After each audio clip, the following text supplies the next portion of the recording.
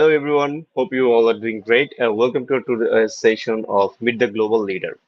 This program is all about learning from professionals around the world how their skills development, their skills implementation, and some lessons and advice for students who are actually our audience currently studying at universities. It is going to help them in so many ways, like they can understand how people are doing things, how they develop skills, how they implement skills, and how they actually do their professional works and some lessons from their, professional sectors and lessons learned and some suggestion on how students can actually utilize their student life in a best way before their graduation. So today we have invited Ms. June, former managing director at an edtech startup, and she's a strategy consultant.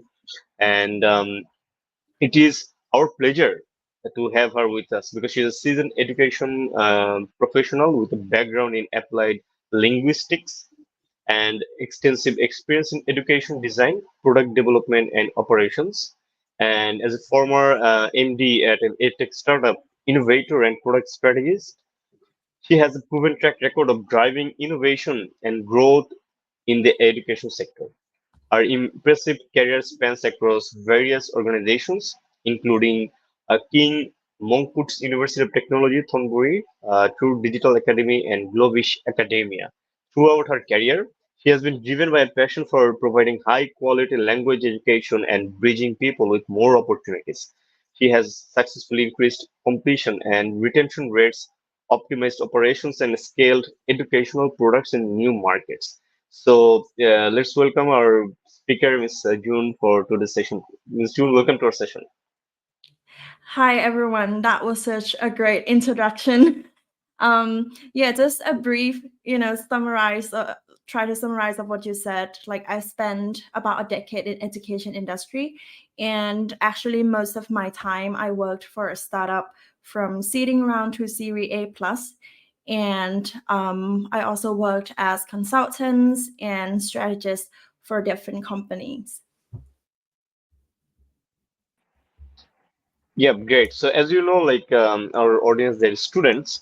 So if Mhm. you share a little bit about your student life, how it was as you studied abroad and during your student life, actually, apart from your study, Mhm. what actually helped you? What are the activities or things helped you develop some skills before your graduation? Right. So I need to give you a little bit of context and background. When I was doing my undergrad, I had my degree in Thailand. One of the things is that I wanted to earn money quite quickly in my life. So I remember I started working when I was 17. So keep that in mind. When I was doing my university degree, I also tried to see what I could do alongside with my studies. So my degree for my bachelor's was English. In Thailand, that sounds like not not sort of a degree that you can get lots of career opportunities, to be honest. But somehow I kind of believe that there are angles of pursuing that degree and somehow get me good opportunities in life. So when I was university students, when I was in year one, I actually reached out to professors, and I was also very honored that I had opportunity to assist them with lots of work. So I remember one of my professors asked if I want to help them kind of run an event, like international conference. And I was very young at that time. I was like, yeah, why not? Right. But that was actually the first time that I realized, the complication of work and also the passion that you have besides studying.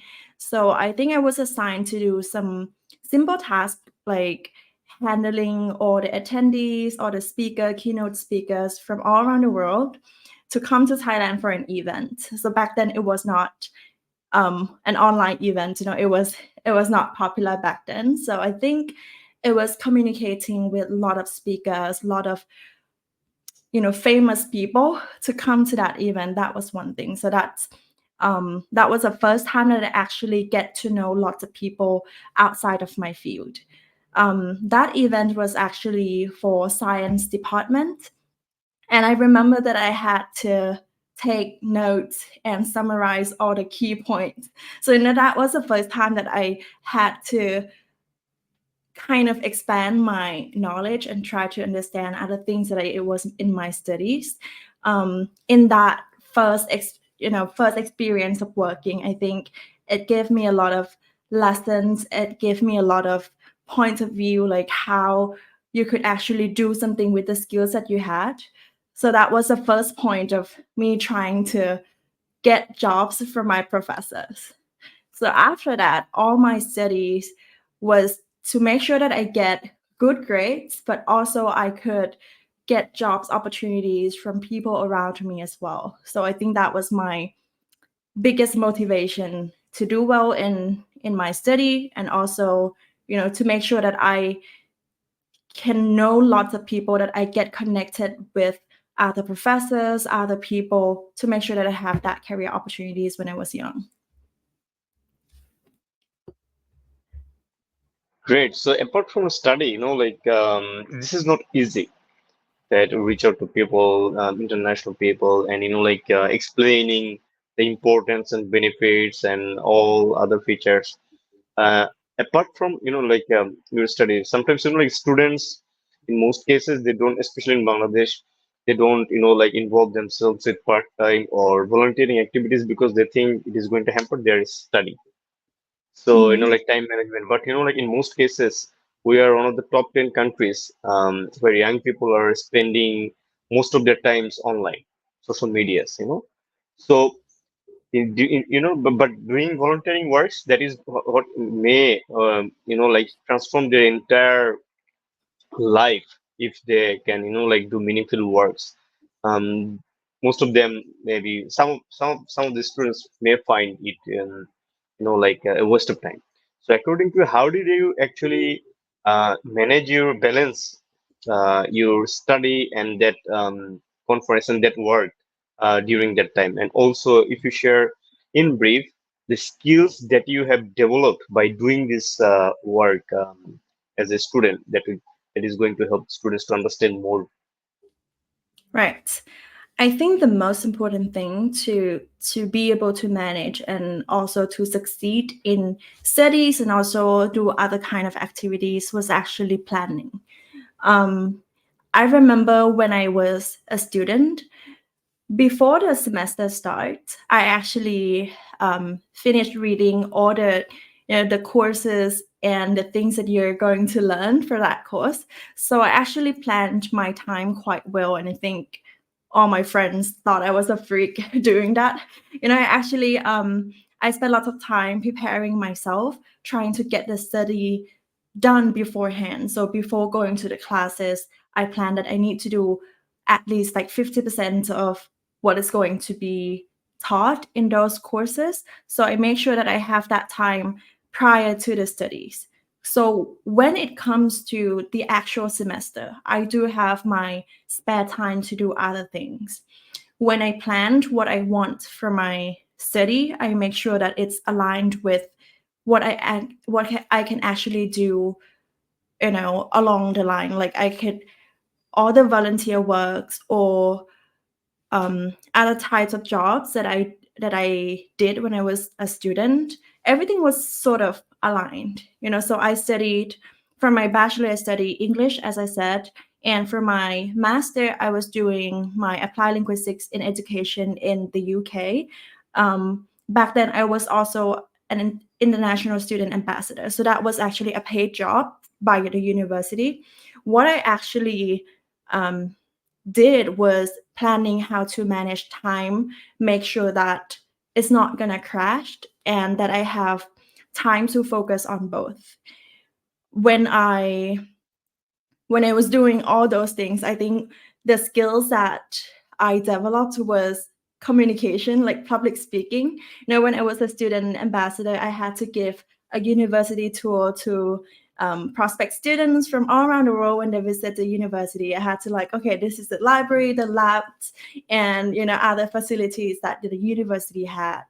And I feel like the I remember the first time that I had to give the university tour, I was panicking so badly. But I think after some practice and experience, when you really put your effort into that, so it comes easily after a few times. And I think be able to talk in front of people, answer questions that it's sort of difficult, or that you are not that well prepared for everything. But I think that gives you kind of public speaking skills, and also how you solve the problem, how you know that it's fine to not know everything, but you would be able to communicate with other people well. I think that was one of the skill sets that I developed quite early when I was a student. And I think all other activities revolve around that. So when the university wanted an MC, if they wanted some spokesperson for any kinds of events, I volunteered. So I make sure that I get practiced. And when you volunteer to do these kind of things, the professors or the people that are responsible for those events will actually give you a free training. When you become an MC for an event, people are like, you need to do it well. So you have that pressure, but good pressure, because people will teach you how to be better, how to do better at what you're doing. So I think that was a great opportunity to get like free training for the skills that you want to learn. Absolutely. And like I mentioned before, you never know that what any opportunity can take you in near future. So this is the thing actually that anything that we students do when they are studying at universities, it is going to definitely help them. Like I mentioned, communication skills. It is so powerful. Anyone can, like do business around surrounding this skill. Like this communication skills. It's not like like it's a speaking or it's writing or reading. It's a very powerful thing. In fact, it's the business, everything is based on communication. In marketing, we use communication, how we communicate with clients and stuff. So it's a very powerful skill. And like every day we learn as a student, as a professional, or in whatever sector we are in. So it is very important and very powerful skill. So after graduation, um, Mhm. if you share about your professional journey in brief, and how that activity association with different activities helped you in the beginning of your professional journey. Right. So when I started my career in my early years, I actually um, utilized my degree. So as I mentioned, I had a degree in applied linguistics. So I started as one of the first batch employee at an edtech startup in Thailand, that I was a curriculum developer. So I think there was like 15 of us in the whole startup. And I think the reason that I got the job, I didn't apply for the job, to be honest. It was the founder, one of the founders was my friend. Um, the reason that I got that opportunity was actually my confidence. So, communication, confidence, public speaking, everything was the thing that I learned during those activities that I did when I was younger. So I remember that when the company asked me if I could become one of their teachers, something like that, I actually gave my opinion that um, I would love to help them create a better curriculum, because I see the opportunity how it could be better. So I got a job without applying it. So that was actually my early career. I spent, I think, the first 6 months revamping everything that they had. So imagine this, that we had like thousands of lessons. So I was the only curriculum developer. So I spent days and nights trying to do that. And it was from my passion. It was something that I set the goal that if this is better, like if I can actually create a better curriculum, lots of people would be benefits from what I do. So later on, I got opportunity to actually scale the product that I started. So I formed a team. So I became a manager when I was, I think, 23. So I formed a team of education team, trying to build more curriculums and also more learning products for our customers. So keep in mind that when I was doing that job at the startup, the target customers were adult learners. So it was something new. It was not very popular in Thailand or even in Asia for adults to take classes. This is something like almost 10 years ago. So we were groups of people who actually spend lots of time doing lots of extracurricular activities at the uni. So we were like, doing group projects. We didn't care much about the operations or how the company actually runs. That's how it started at the very first stage. So I remember I got promoted every single year working at that company. So I was the curriculum developer. Then I became the manager of education team, trying to build bigger scale of product, trying to replicate good curriculum developer in that company, how to develop academic representative, how to create frameworks that actually worked well. Later on, I was promoted again. I started to take care of the demand and supply of the classes. So what we did live classes. So can you imagine 1,000 classes per day live? So I had to kind of manage the resources that we had. Language coaches from all around the world. We had about like 200. When I started, it was like 100. Then later on, it was 200, 300 language coaches from all around the world, different time zones, how to make sure that we have available resources with quality to deliver to students, right? Then I became the director of product and services. I think that was a time when my career actually shifted significantly. So you can see that prior to that, it was sort of specialist, like for my specialty, for my background. But that year was the year that it was fully like management and also give directions to people. So that was a year of learning. I realized that what I learned, like all the classes that I took when I was a student, was just a foundation of working. The reality is much more complicated, and it requires you to have that mindset to always learn new things. Like it's not going to get you so far if you think you're great at everything when you're young. Because I was young as well. I was like 25, 26 when I became the director. And I think it was very easy for lots of people to feel like, oh, you have become sort of successful already. But I think the important lesson that I learned is, there are a lot of great people out there and you're just somebody. So what you need to do is to make sure that you are open-minded enough to learn, and it doesn't matter what you knew before. You have to always look out for new things, look out for new ideas, respect other people's opinions, and try to make sure that you know where you are and where you want to be. So when I became the director of product, that was a huge challenge. Like I took classes, I talked to lots of people, I seeked mentors, I utilized all my friends, my connection to make sure that I actually got to speak to people who are great in this world in terms of the product management. So I reached out to lots of people. Some of them replied, some of them didn't. But among those people that offer help, I think that meant a lot for me, learning from people who have done it thousands of times before, or actually learning from my experience.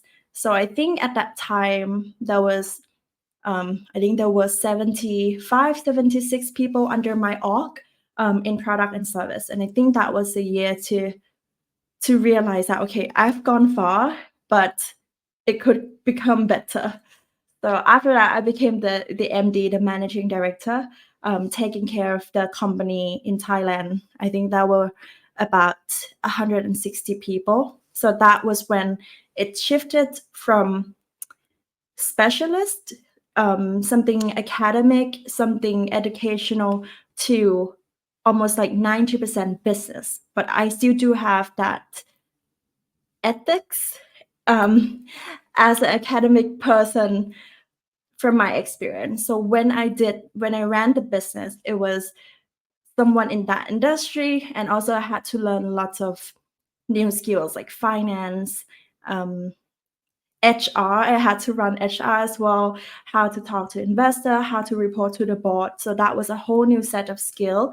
But I think it's like a development of what you learn over the time. And it's not like when you get opportunity to or get promoted, it's not like you're not just building on what you have learned or what you have done. I think most of the time it's like 50% entirely new. So lots of people might be mistaken, like, oh, from junior operator to senior operator to supervisor, it's like, one step up. But in my opinion, it's not true.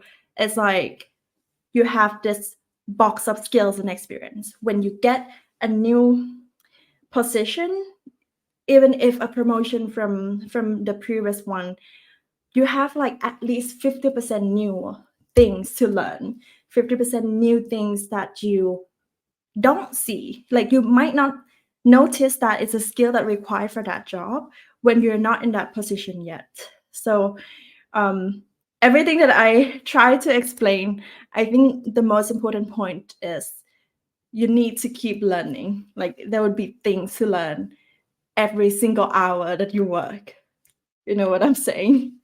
Yeah, absolutely. And it's so impressive, and that is very important, that you stick to a organization, and like continuously climbing the ladder to the next role, and you were working as, you became the MD, managing director. So, like in some cases, while I was listening to it, and some few questions came to my mind. Sometimes,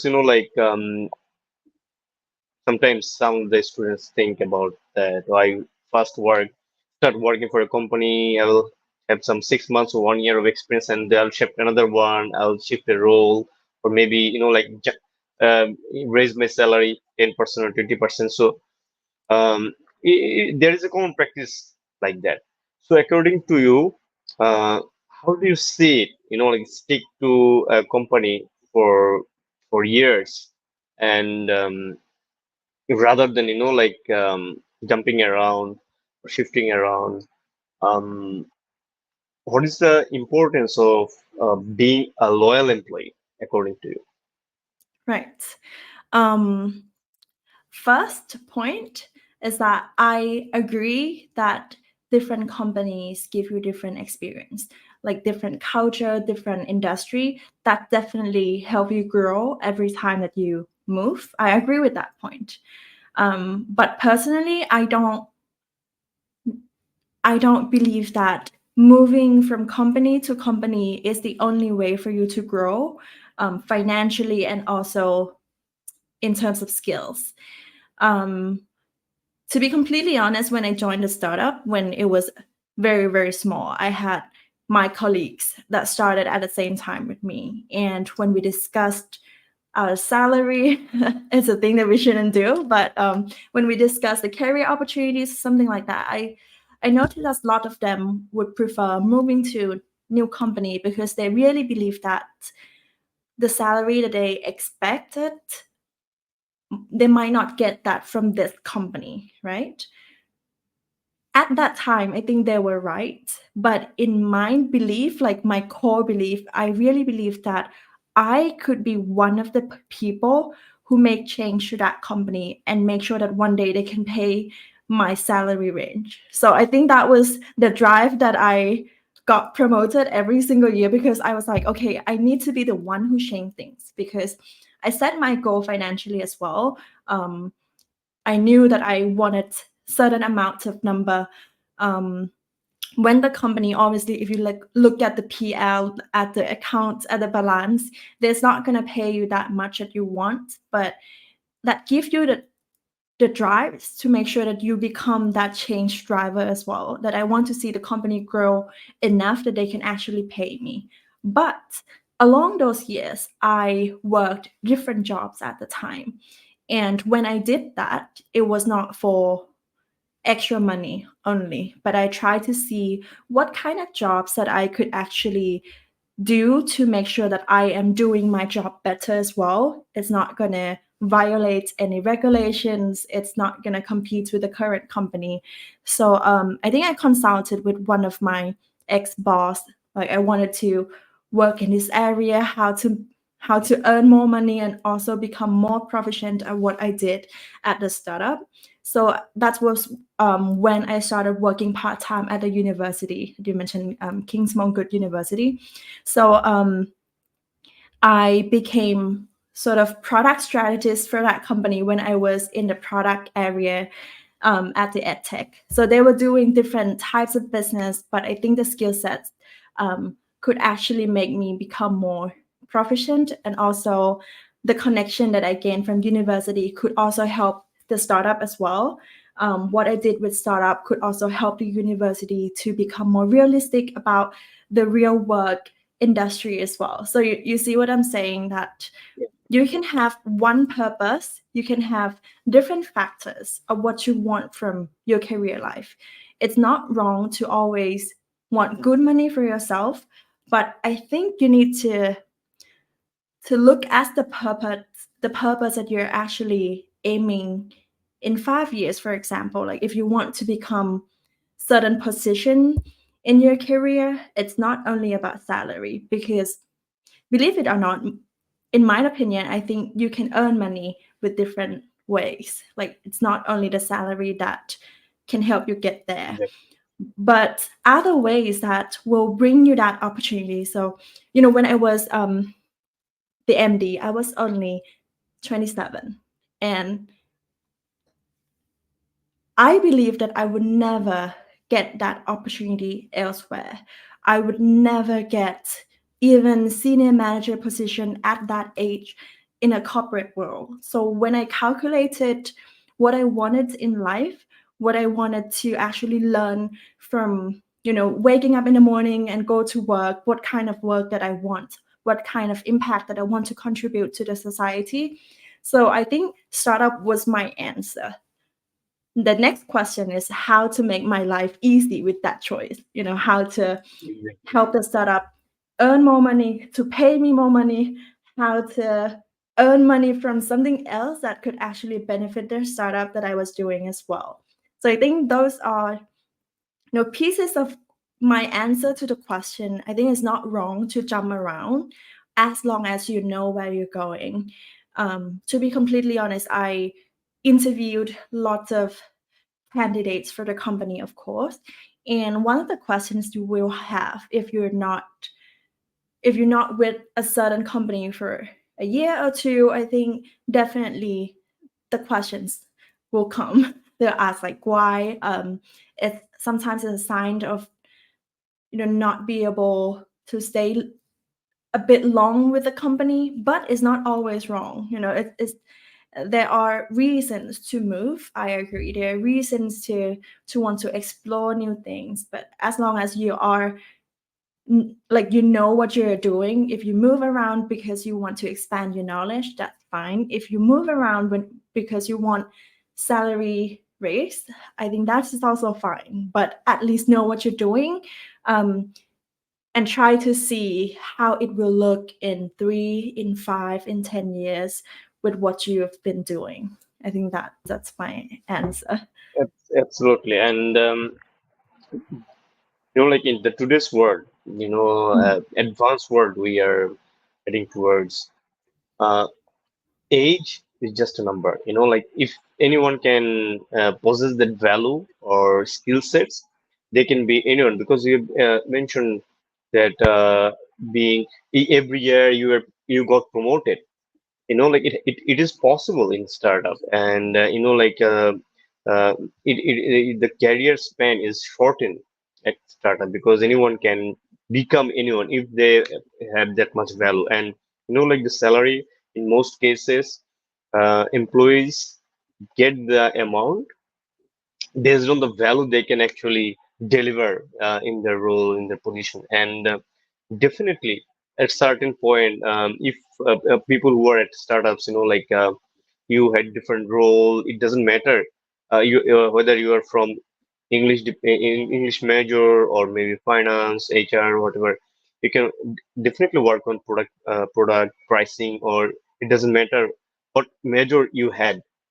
So this is a oceans of opportunities when we work with startups and like companies that are visionary. Learning opportunities are huge there. So this is very important. So according to you, you mentioned mentors.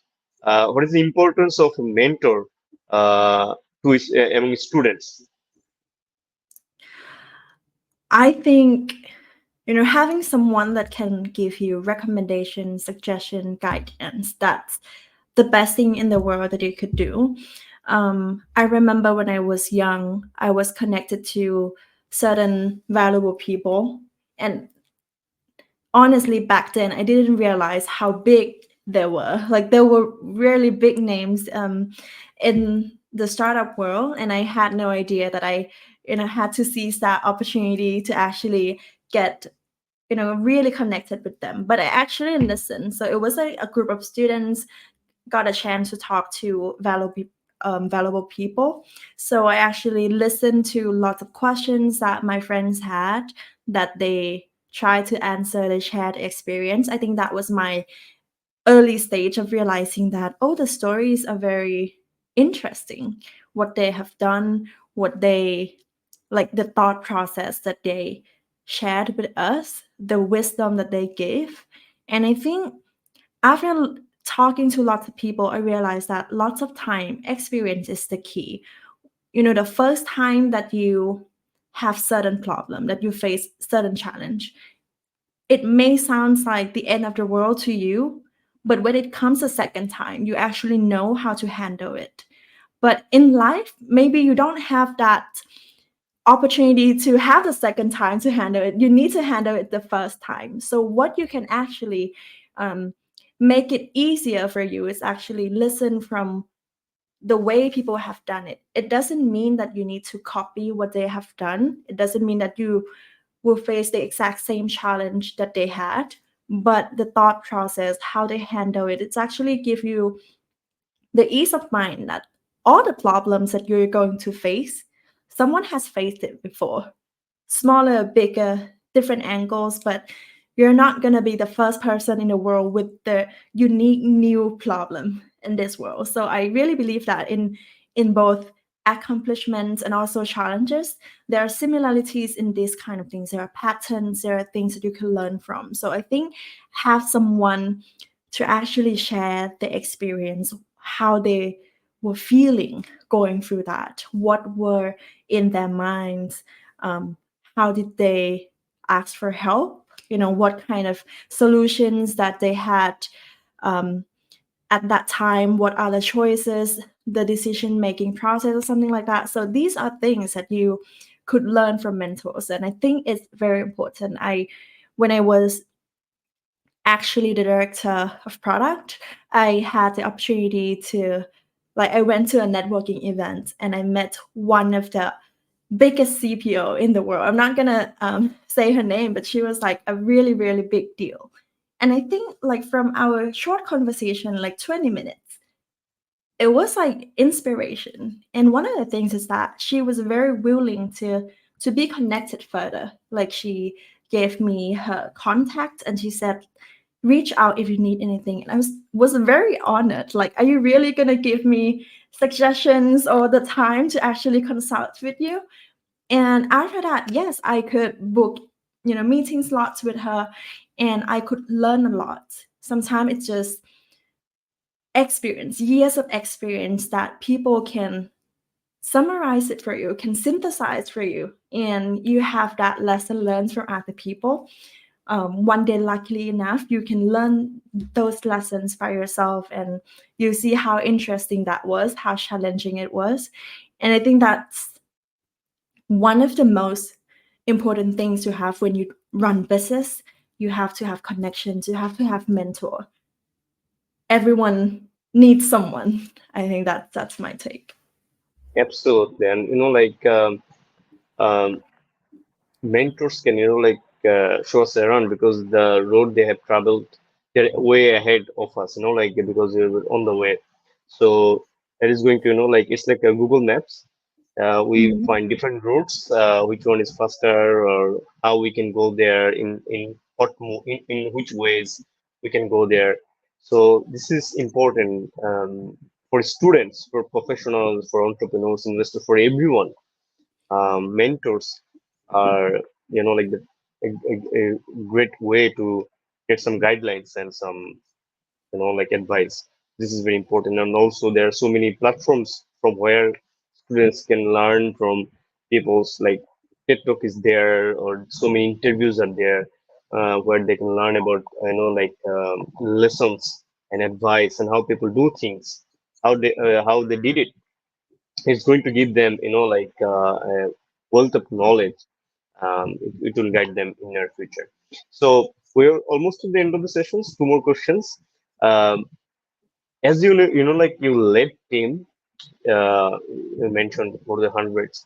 So in a team, there are different types of people. Not everyone is the same. So what was your leadership style? How did you Mhm. lead the team, and how a startup can ensure harmony in between teams to ensure better result for their business? Right. So I was actually, and during my years, I was the only one executive that was not founders of the company.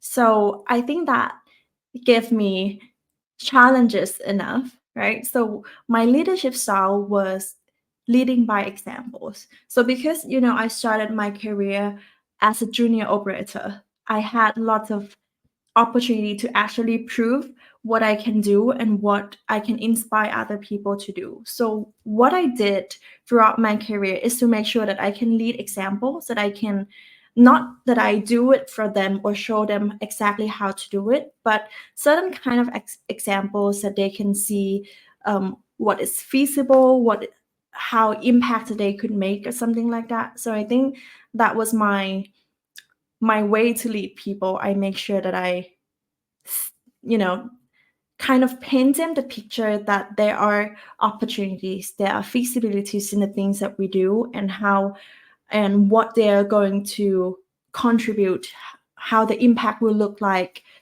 Um, and I think that was very important during hard times of the company. So you see this example, like when I was the MD, I went to work very, very early, and I was one of the last people to leave the company.